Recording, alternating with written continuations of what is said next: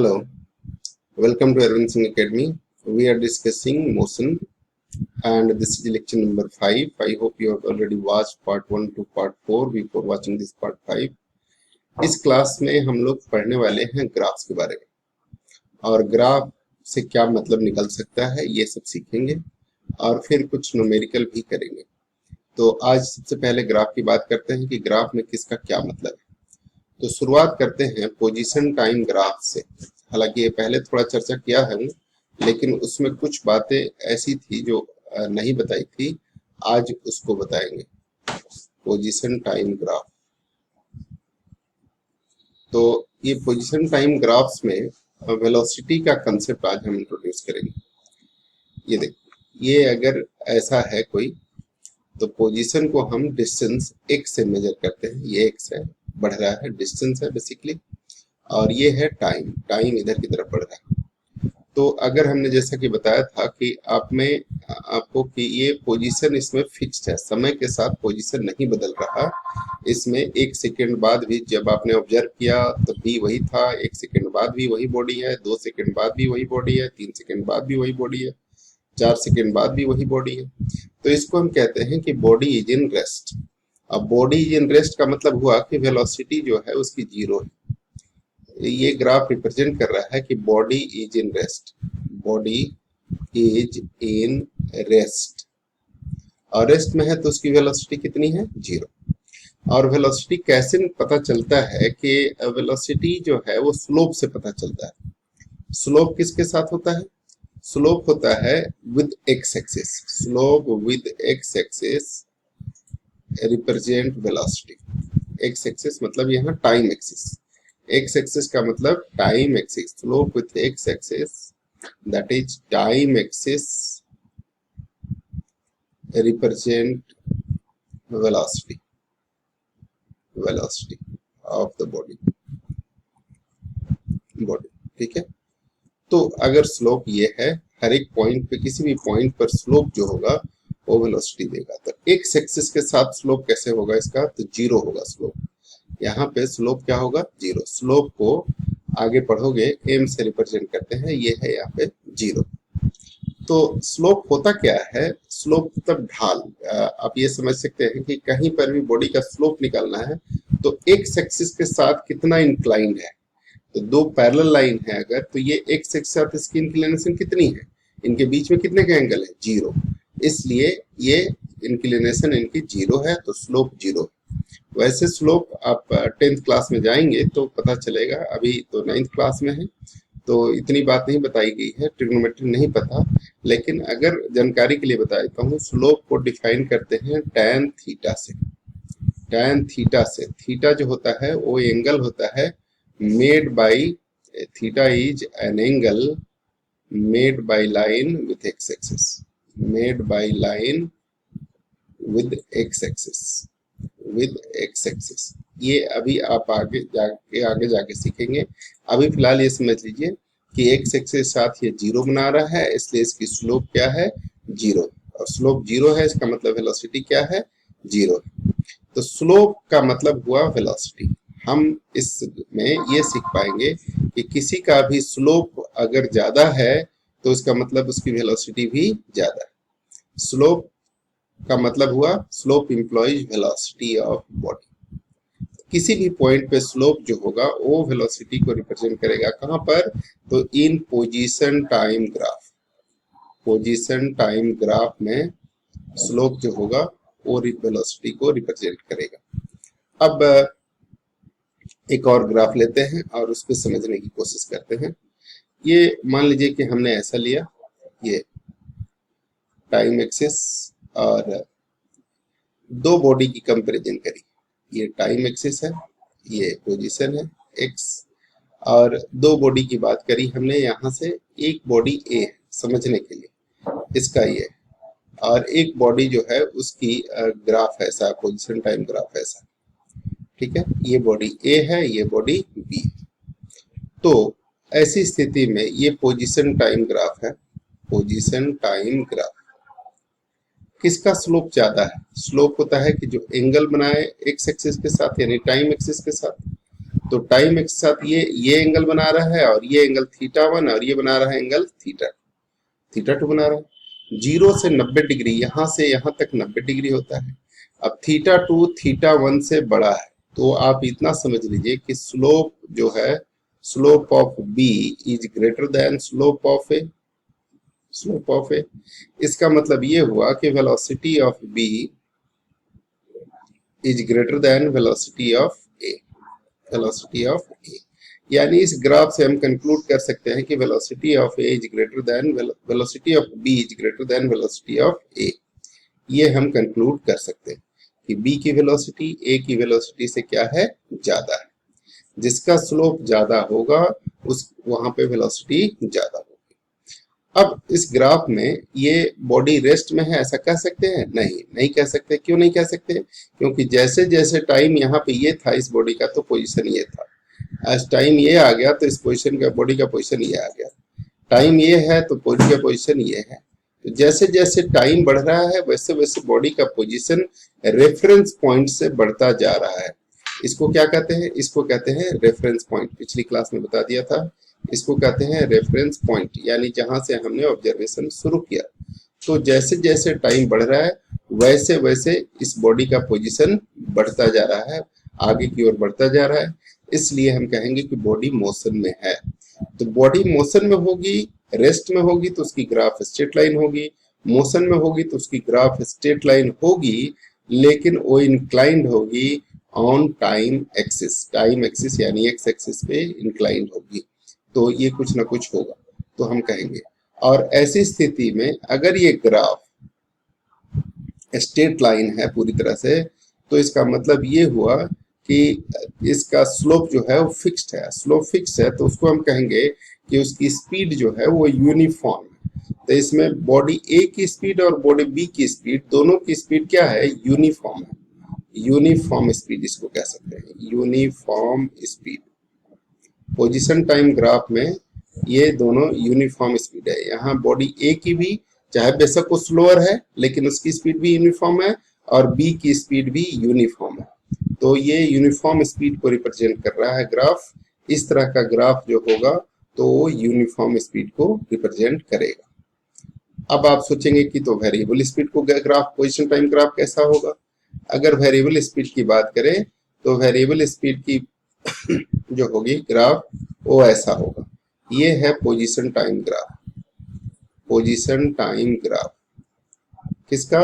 तो non uniform speed का। यहाँ पे टाइम अलग है तो पोजीशन भी बढ़ता तो जा रहा है लेकिन यूनिफॉर्मली नहीं बढ़ रहा। इक्वल टाइम इंटरवल में इक्वल पोजीशन नहीं बढ़ रहा। ये देखिए, ये 1 सेकंड बाद, ये 2 सेकंड बाद, 2 सेकंड बाद ये जो पोजीशन में ग्रोथ हुई, 1 सेकंड में इतनी ग्रोथ हुई है, और जबकि 2 सेकंड में यहां से यहां तक इतना ग्रोथ हुआ है। तो टाइम जैसे जैसे इक्वल इंटरवल ऑफ टाइम में इक्वल डिस्टेंस नहीं कवर कर रहा है, इसलिए इसको हम कहेंगे कि ये क्या है, ये इतना कवर किया, और जबकि अगले 1 सेकंड में कितना कवर कर लिया, अगले 1 सेकंड में इतना कवर कर लिया। तो ऐसे हम कहेंगे कि ये स्पीड यूनिफॉर्म नहीं है। इसी तरह से टाइम इंटरवल छोटे भी हो सकते हैं। तो ये कहा जाएगा नॉन यूनिफॉर्म या non uniform speed, non uniform motion, motion भी कह सकते हैं, नॉन यूनिफॉर्म मोशन ये है।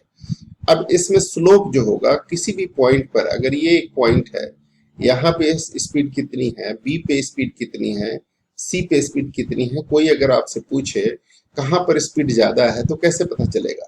तो किसी भी पॉइंट पर स्पीड पता करने के लिए उस पे स्लोप देखते हैं। स्लोप वहां पे कितना और कितना बना रहा है। अगर स्लोप ज्यादा होगी तो स्पीड ज्यादा होगा। अगर हम यहाँ पे सी का स्लोप देखें तो सी पॉइंट पे हमारा स्लोप ऐसा कुछ मिलेगा, है ना? ठीक है,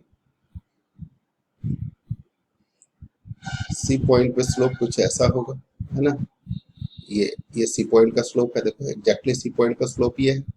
अच्छा, बी पॉइंट का स्लोप अगर पता करना हो तब क्या होगा? तो बी पॉइंट का स्लोप देखिए, ये बी पॉइंट का स्लोप होगा, है ना?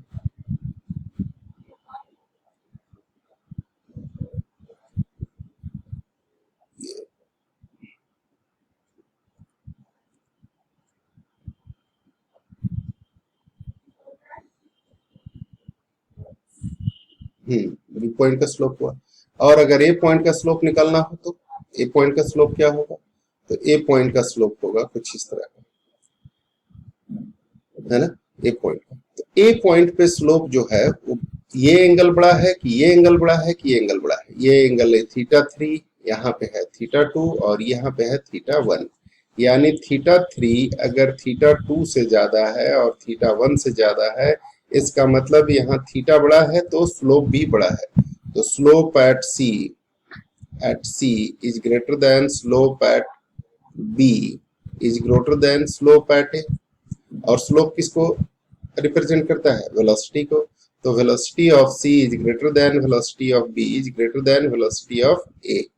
तो ये इस तरह से हम कंक्लूजन निकाल सकते हैं। किसी भी पॉइंट पर स्लोप अगर ज्यादा होगा तो वेलोसिटी ज्यादा होगी।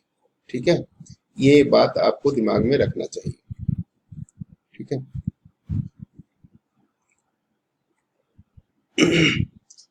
ये कंक्लूजन निकल सकता है। तो इसका अर्थ ये हुआ कि ये कहलाएगा नॉन यूनिफॉर्म स्पीड। और नॉन यूनिफॉर्म स्पीड में किसी पॉइंट पर स्लोप जो होगा वहां की स्पीड को डिफाइन करेगा। ठीक है ना, slope at any point, slope at any point in position time graph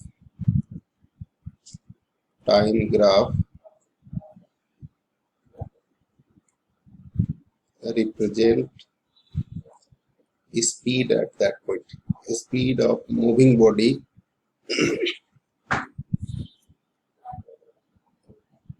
at that point। ठीक है, यहाँ पे उस पॉइंट पे मूविंग बॉडी का स्पीड डिफाइन करेगा। तो अब पहले वाले में देखो, यहाँ पे चाहे इस पॉइंट पे स्लोप निकालें तब भी और इस पॉइंट पे स्लोप निकालें तब भी। अब ये P पॉइंट है वहां पर भी और Q पॉइंट है वहां पर भी, R पॉइंट है वहां पर भी, तीनों जगह पे स्लोप क्या है? सेम है, क्योंकि एंगल सेम एक्सिस के साथ बना रहा है। इसी तरह से यहाँ पर अगर कहें कि A है, ये B है, A dash B dash C dash, तो इनमें भी सेम है। इसलिए चूंकि स्लोप सेम है तो स्पीड भी सेम है। कंपैरेटिव एक पार्टिकल की स्पीड पूरी जगह हर जगह पे हर एक पॉइंट पर स्लोप क्या है? सेम है, इसलिए उसकी स्पीड क्या है? सेम है। तो हम उसको कह रहे हैं यूनिफॉर्म स्पीड, है ना। और यहाँ चूंकि हर एक अलग अलग पार्टिकल पे स्लोप अलग अलग है, इसलिए हम इसको कह रहे हैं non uniform speed. Speed slope अलग अलग हो रही है, इसलिए यहाँ पे एक ही पार्टिकल की वेलोसिटी की बात की जा रही है और यहाँ पे दो अलग अलग पार्टिकल की वेलोसिटी की बात की जा रही है। इसलिए इनमें ये कंपैरिजन रिप्रेजेंट कर रहा है, इनमें ये कंपैरिजन रिप्रेजेंट कर रहा है कि ये ज्यादा तेज चल रहा है कि बी ज्यादा तेज चल रहा है।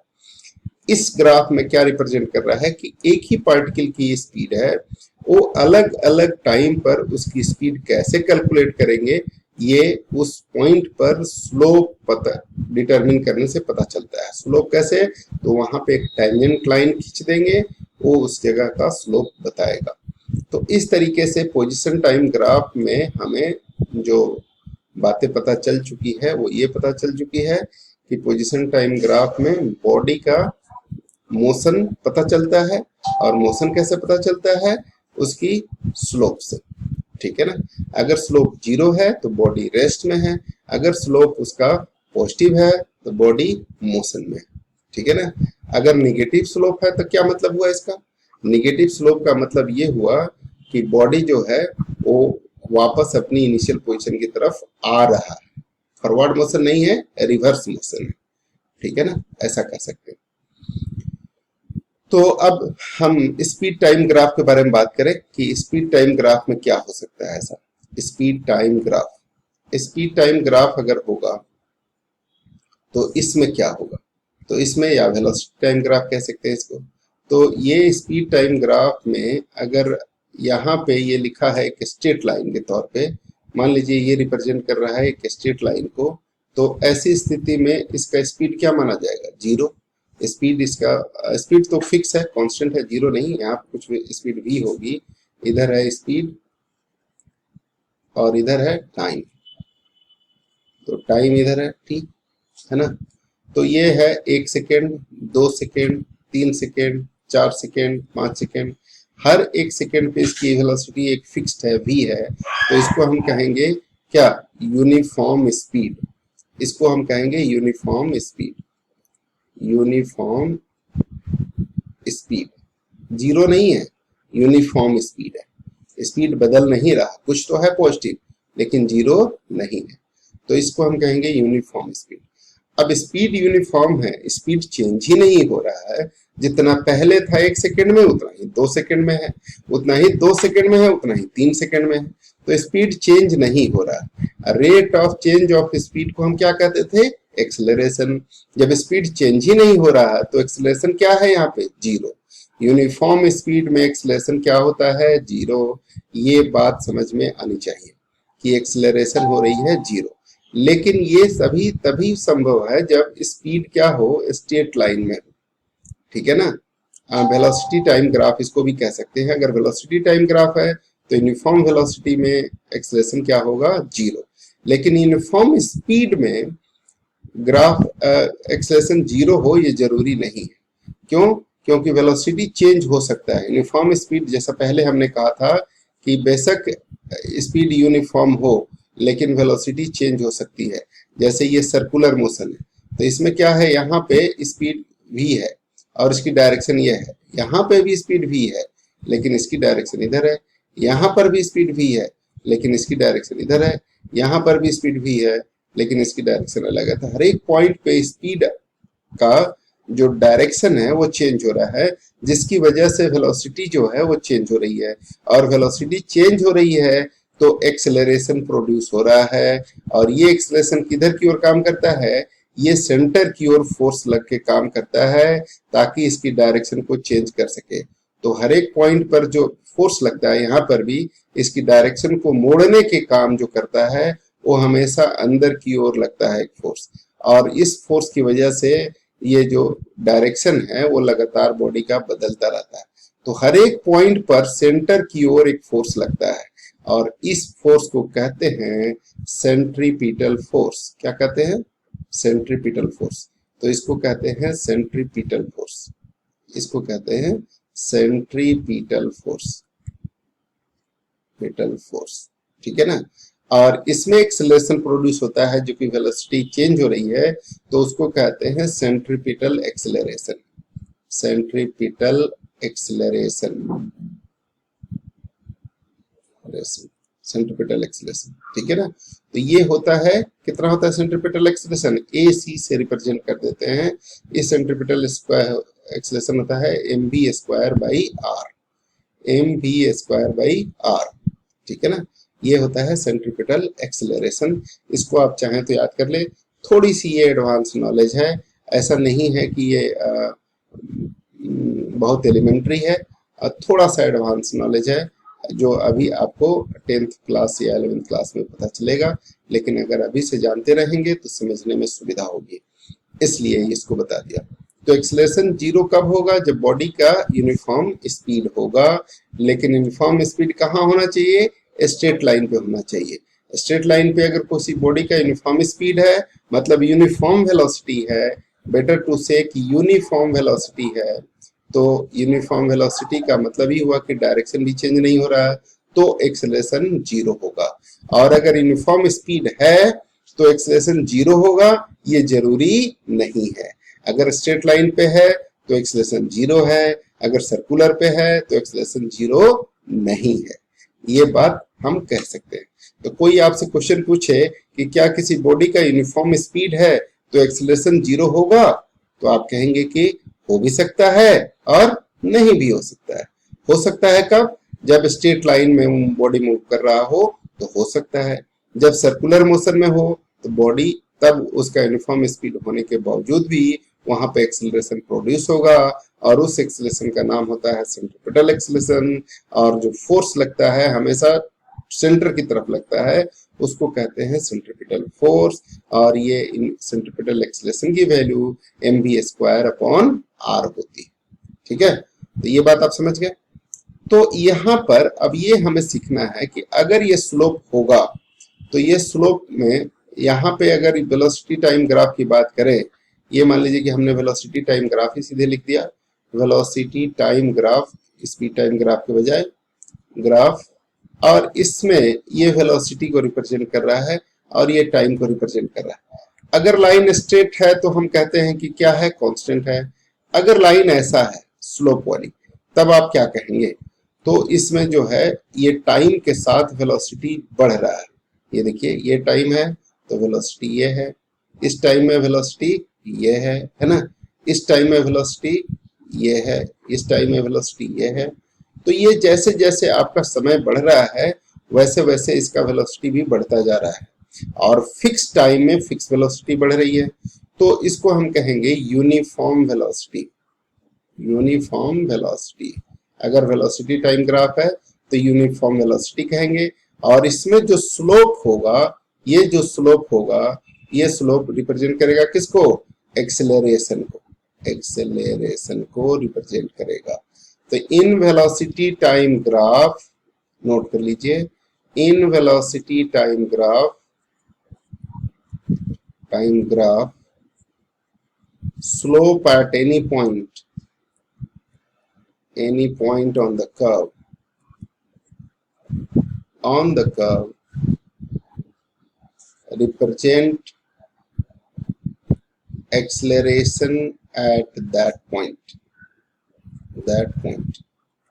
represent at that point। ठीक है, तो इस पॉइंट पे स्लोप सेम है, इस पॉइंट पे भी स्लोप सेम है, इस पॉइंट पे भी स्लोप सेम है, इस पे भी सेम, इस पे भी सेम। तो हर जगह यहाँ पे यूनिफॉर्म वेलोसिटी है, इसलिए इसमें क्या कहेंगे कि कांस्टेंट एक्सेलरेशन है। यूनिफॉर्म वेलोसिटी में एक्सेलरेशन कैसा होगा, कांस्टेंट एक्सेलरेशन होगा, एक्सेलरेशन बदल नहीं रहा, कांस्टेंट एक्सेलरेशन है इसमें। ठीक है ना, एक्सेलरेशन है लेकिन क्या है, कांस्टेंट, एक फिक्स एक्सेलरेशन है।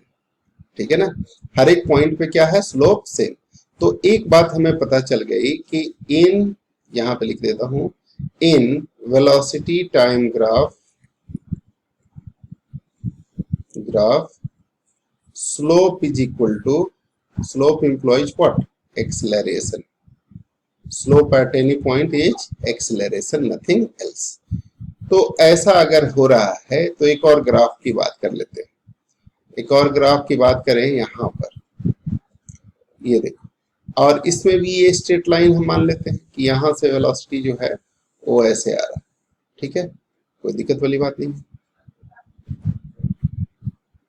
ये वेलोसिटी है और इधर में टाइम है। यहाँ पे टाइम बढ़ने के साथ वेलोसिटी क्या हो रहा है, घट रहा है कि बढ़ रहा है, घट रहा है। देखिए इस टाइम पे वेलोसिटी उसकी ये थी, इस टाइम पे कोरिस्पोंडिंग वेलोसिटी कितनी थी, ये थी, है ना। अच्छा, थोड़ी टाइम के बाद उसकी वेलोसिटी क्या होगी, ये हो गया, ये देखिए ये वेलोसिटी होगी, ये देखा यहाँ पे वेलोसिटी। थोड़ी देर और अगर देखा तो उसकी वेलोसिटी और कम हो गई, यहाँ पे देखा तो वेलोसिटी ये हो गई। ठीक है, और ये सारी वेलोसिटी जो है लगातार कम होती जा रही है, और कम होते होते ये क्या हो रहा है, ये सब थोड़ा कट कर देते हैं। ठीक है, ये जो है, और इसके कोरिस्पोंडिंग वेलोसिटी क्या है, यहाँ पे वेलोसिटी ये है, यहाँ पे वेलोसिटी और कम होती जा रही है, यहाँ पे और कम होती जा रही है। तो वेलोसिटी कम होती जा रही है टाइम बढ़ने के साथ, इसका मतलब है। और इसका स्लोप जो है वो भी ये है, ये 90 डिग्री से ज्यादा है। 90 डिग्री से ज्यादा अगर स्लोप हो तो निगेटिव स्लोप माना जाएगा। तो ऐसी स्थिति में इसकी, इस ग्राफ को कहेंगे कि इसमें वेलोसिटी लगातार घट रहा है, तो यहाँ पे एक्सेलरेशन जो होगी वो होगी negative, less than zero. Negative acceleration इसको कहते हैं, निगेटिव एक्सेलरेशन, और इसको कहते हैं रिटार्डेशन। रिटार्डेशन मोशन किस तरह की है जी, क्या है, कांस्टेंट है, निगेटिव एक्सेलरेशन, और ये दोनों ही चीजें हैं क्या, कांस्टेंट, वो बदल नहीं रहा। क्यों, क्योंकि यहाँ पर जो स्लोप है वो, यहाँ पर जो स्लोप है वो, और यहाँ पर जो स्लोप है वो, ये तीनों ही जगह पर जो स्लोप है वो क्या है, सेम है, A B C. Slope at A is same at slope at B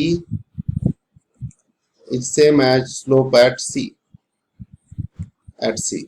इसका मतलब हुआ कि एक्सेलरेशन जो है acceleration at A, acceleration at B and acceleration at C same है, therefore this is called constant acceleration। यही constant acceleration इसको कहेंगे, क्या कहेंगे, constant acceleration। तो ये बात समझ में आ गई आपको। अब वेरिएबल एक्सेलरेशन क्या हो सकता है, कांस्टेंट एक्सेलरेशन। वेरिएबल एक्सेलरेशन क्या होगा, जब बॉडी की वेलोसिटी जो है वो बदल तो रही है लेकिन इस तरह से ग्राफ हो रहा है, स्ट्रेट लाइन ना होकर के ग्राफ अगर इस तरह से हो तो स्लोप हर एक पॉइंट पे बदलता रहेगा। इसको अगर मैं ऐसे लिखूं तो ये जो है स्लोप लगातार क्या होगा, बदलता रहेगा, है ना। तो लगातार स्लोप बदल रहा है, यहाँ पे हर एक पॉइंट पे जो कर्व है वो अलग अलग होगा स्लोप, यहाँ पर स्लोप कुछ और होगा, यहाँ पे स्लोप कुछ और होगा अगर टेंजेंट खींचेंगे तो, और यहाँ पे स्लोप कुछ और होगा। तो ये वेलोसिटी टाइम ग्राफ अगर ऐसा हो, इसमें हर एक पॉइंट पे स्लोप जो है वो क्या हो रहा है, बदल रहा है। ये पॉइंट ए मान ले, ये बी मान ले, ये सी मान ले, ये डी मान ले, तो ये क्या है कि स्लोप जो है लगातार क्या हो रहा है, बढ़ रहा है। तो यहाँ slope at A is less than slope at B, is less than slope at C, is less than slope at D। इसका मतलब acceleration at A is less than acceleration at B is less than acceleration at C होगा। Slope किसी भी point पर किसको represent करेगा, acceleration को represent करेगा, ठीक है ना। तो वेलोसिटी टाइम ग्राफ में स्लोप, इसको हम कहेंगे non uniform velocity, non uniform velocity, ठीक है। ये नॉन यूनिफॉर्म मोशन कह सकते हैं, नॉन यूनिफॉर्म वेलोसिटी कह सकते हैं।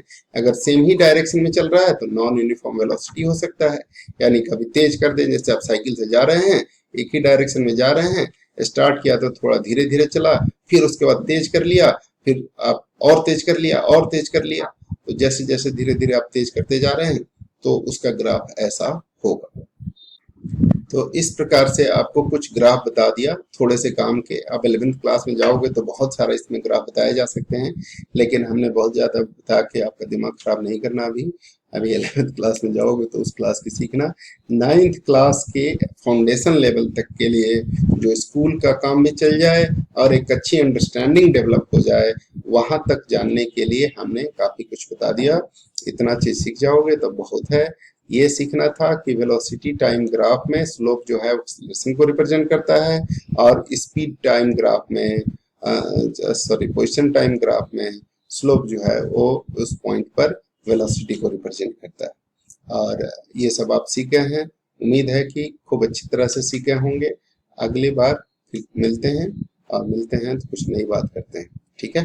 तब तक के लिए एंजॉय करो, मस्त रहो, ठीक है। चैनल को सब्सक्राइब करना मत भूलना, बेल आइकन दबाना भी मत भूलना, और अपने दोस्तों के साथ शेयर करना भी मत भूलना, ठीक है। ये सब काम करते रहना ताकि लोगों को ज़्यादा से ज़्यादा फायदा हो और आपको भी नोटिफिकेशन मिल जाए जैसे ही हम कोई वीडियो डालें, ठीक है।